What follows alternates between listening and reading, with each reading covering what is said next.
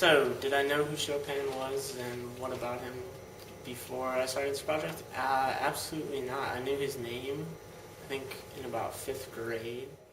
Yeah, for me, like, initially it was really exciting. I was like, super excited to work with other people that I had never even met before.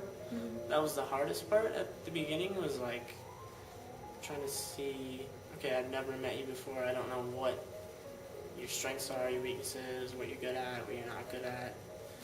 But I just kind of jumped into it and, was like, well, let's just start brainstorming and sharing ideas, and that worked out. We definitely managed to communicate and all that, but really it wasn't much of it. There was really no challenge on my end. It was just having to be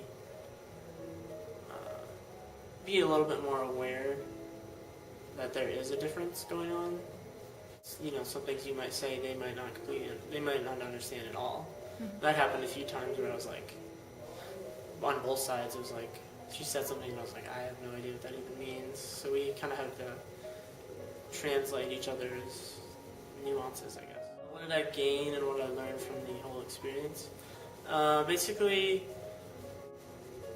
I think the biggest thing I got from it was that when you're collaborating with someone, you really have to kind of just say everything's okay. There's no right or wrong.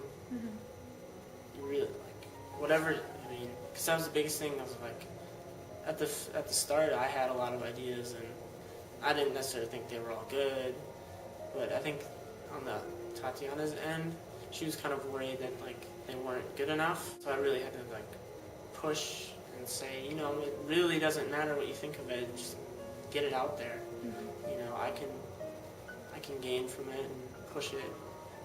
That's kind of the whole process, is how it works. Is you kind of gotta go one person, you each feed each other, I guess. Yeah. That's the biggest thing I learned. I guess the biggest aha moment for me was really in the writing process.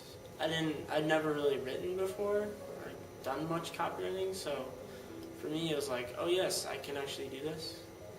So it was just kind of like, I had to just force myself. I was like, well, it's not good enough. I can keep doing this. I can keep spitting them out until I get what I want. Mm-hmm. So that was good to know that I have that ability.